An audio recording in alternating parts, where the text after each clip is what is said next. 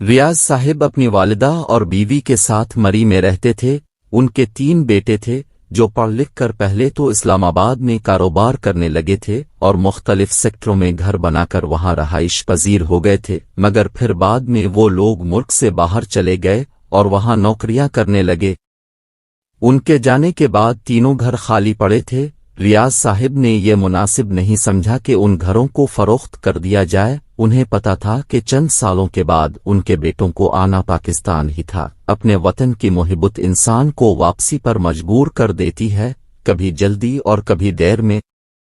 انہوں نے وہ تینوں گھر کرائے پر دے دیے۔ ان کا کرایہ وصول کرنے کے لیے وہ ہر ماہ کی 10 تاریخ کو اسلام آباد کا چکر لگاتے تھے۔ کبھی کبھار ان کے ساتھ ان کی بیوی بھی ہوتی تھی۔ بیوی کو ساتھ لانے کا مقصد اسے گھمانا پھرانا اور ضروری چیزوں کی خریداری ہوتا تھا، لیکن عام طور پر وہ اکیلے ہی آتے تھے۔ ان 3 گھروں میں سے ایک گھر انہوں نے یعقوب صاحب کو بھی دے رکھا تھا۔ یعقوب صاحب کسی کوریئر کمپنی میں کام کرتے تھے اور اپنی بیوی اور عمر نامی بیٹے کے ساتھ اس گھر میں رہتے تھے۔ ریاض صاحب کو یہ لوگ اچھی عادتوں اور خوش اخلاقی کی وجہ سے بہت پسند تھے۔ ان کی یعقوب صاحب سے کافی دوستی ہو گئی تھی۔ جب یہ دوستی کچھ پرانی ہوئی تو ریاض صاحب کو پتا چلا کہ یعقوب صاحب کا بیٹا عمر میڈیکل کا طالب علم ہے اور اس کا پہلا سال شروع ہو چکا ہے۔ عمر ایک ذہین طالب علم تھا، وہ بہت دل لگا کر پڑھتا تھا اور اس کے دل میں سچی لگن تھی کہ وہ ایک ڈاکٹر بن کر ملک و قوم کی خدمت کرے۔ یعقوب صاحب کی تنخواہ بہت تھوڑی تھی اور گھر کے اخراجات بڑی مشکل سے پورے ہوتے تھے۔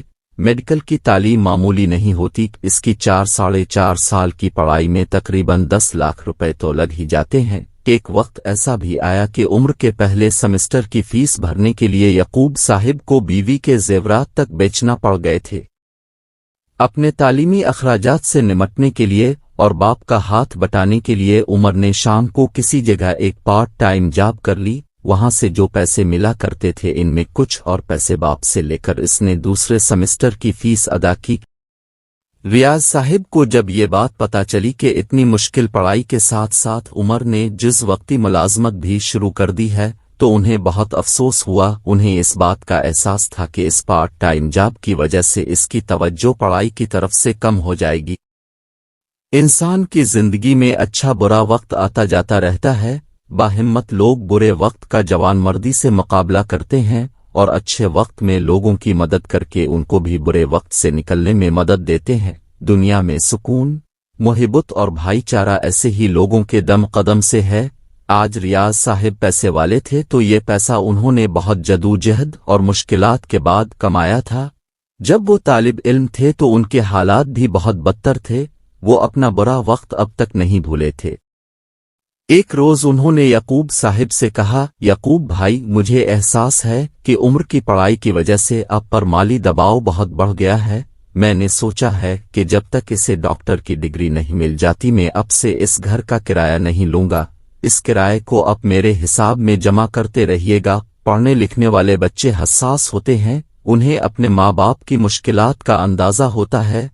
ماں باپ کی یہ مشکلات انہیں ذہنی طور پر بہت پریشان کرتی ہیں، جس سے ان کی پڑھائی کا حرج بھی ہونے لگتا ہے۔ انشاءاللہ جب وہ کامیاب ہو جائے گا اور کمانے لگے گا تو مجھے یہ رقم لوٹا دیجیے گا۔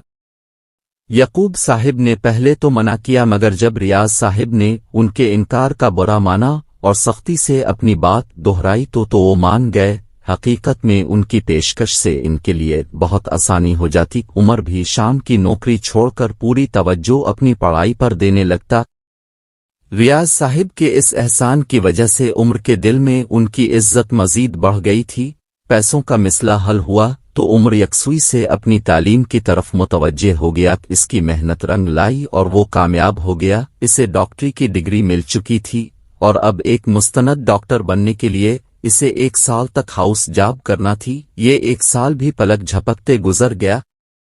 اس نے اپنا ایک چھوٹا سا کلینک کھول لیا تھا جو تھوڑے ہی عرصے میں خوب چل نکلا۔ چند سال بعد اس نے شہر کے ایک بارونق حصے میں ایک عمارت کرائے پر لے کر اس میں بڑا سا کلینک کھول لیا، جس میں ایمبولینس کی سہولت بھی میسر تھی۔ ایک اچھے اور نیک ڈاکٹر کی تمام خصوصیات اس میں موجود تھیں۔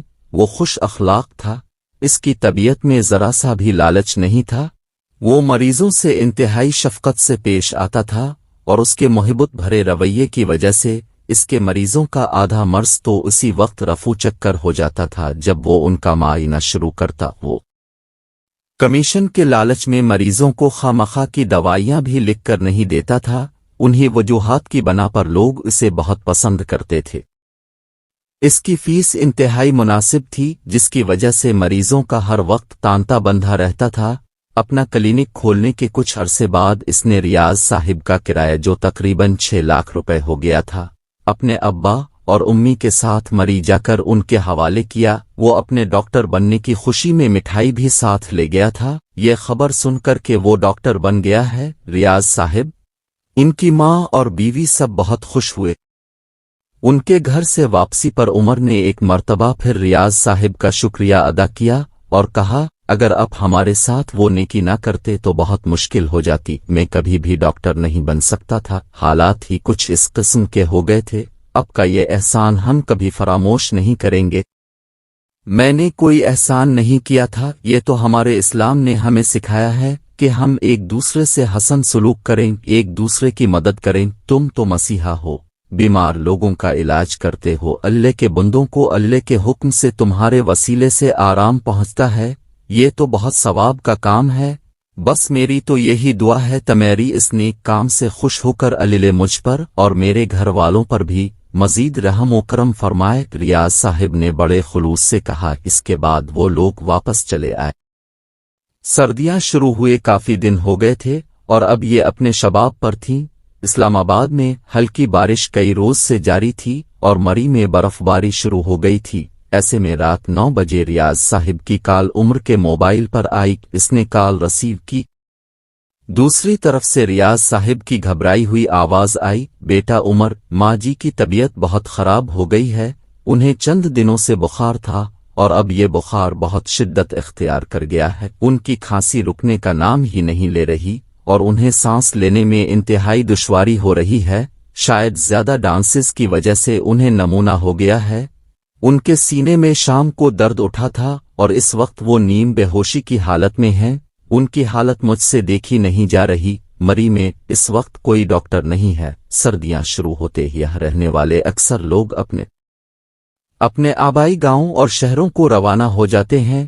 پوری مری میں سناٹا ہے۔ امی کی کیفیت میں نے تمہیں بتا دی ہے، تم دوائیاں تجویز کر دو، ہو سکتا ہے کوئی میڈیکل سٹور کھلا ہو جہاں سے وہ دوائیاں مل جائیں۔ عمر نے ان کی ماں کی علالت پر تشویش کا اظہار کیا اور بیماری کے متعلق مزید تفصیلات معلوم کی، پھر ان سے کہا کہ وہ انہیں تھوڑی دیر بعد کال کرے گا۔ ادھر ریاض صاحب بے چینی سے عمر کی کال کا انتظار کر رہے تھے۔ اس سے بات کیے ہوئے تقریباً 1.5 گھنٹہ گزر گیا تھا مگر اس کا فون اب تک نہیں آیا تھا۔ اتنا وقت گزر جانے کے بعد ان کے دل میں خیال آیا کہ رات زیادہ ہو گئی ہے، شاید عمر سو گیا ہوگا اور صبح فون کرے گا۔ ان کی ماں کی حالت دم بادم خراب سے خراب تر ہوتی جا رہی تھی۔ ریاض صاحب اور ان کی بیوی کی سمجھ میں کچھ نہیں آ رہا تھا کہ کیا کریں۔ ریاض صاحب نے باہر نکل کر بھی دیکھ لیا تھا مگر تمام میڈیکل سٹور بند پڑے تھے۔ اچانک ان کے موبائل کی بیل بجی، یہ عمر کا فون تھا۔ موبائل کے اسکرین پر اس کا نام دیکھ کر ان کی آنکھیں خوشی سے چمکنے لگیں۔ انہوں نے جلدی سے کال ریسیو کی۔ ان کے کانوں میں عمر کی آواز، ریاض انکل دروازہ کھولیے، میں باہر کھڑا ہوں۔ ریاض صاحب کو اپنے کانوں پر یقین نہیں آ رہا تھا، وہ جلدی سے دروازے کی جانب بھاگے۔ دروازے پر عمر کھڑا تھا، گھر کے سامنے اس کی گاڑی نظر آ رہی تھی اور گاڑی کے پیچھے اس کے کلینک کی ایمبولینس تھی۔ یہ سارے انتظامات دیکھ کر ریاض صاحب کی آنکھیں کھلی کی کھلی رہ گئیں۔ اتنے خراب موسم میں بیٹا تم نے بہت تکلیف کی، ان کے منہ سے نکلا۔ جو کیفیت اپنے بتائی تھی اس سے مجھے اندازہ ہوا تھا کہ اب کی والدہ کی حالت ٹھیک نہیں ہے، انہیں مناسب علاج کی ضرورت ہے، ویسے بھی انہیں اتنی ڈانسز میں یہاں رکھنا مناسب نہ ہوگا۔ اب کا فون ملتے ہی میں نے سارے انتظامات کر لیے تھے اور فوراً ہی نکل کھڑا ہوا تھا۔ اب جب تک موسم ٹھیک نہیں ہو جاتا انہیں اسلام آباد میں ہی رکھنا ہوگا۔ حیرت کے مارے ریاض صاحب سے کچھ بولا بھی نہیں جا رہا تھا۔ وہ اس بات پر حیران تھے کہ خراب موسم اور برف باری کے باوجود عمر اتنی رات کو ان کی والدہ کی بیماری کا سن کر وہاں آ گیا تھا۔ بہرحال انہوں نے ماں کو جلدی جلدی گرم کمبل میں لپیٹ کر ایمبولینس میں لٹایا، گھر کو تالا لگایا اور بیوی کو ساتھ لے کر عمر کے ساتھ روانہ ہو گئے۔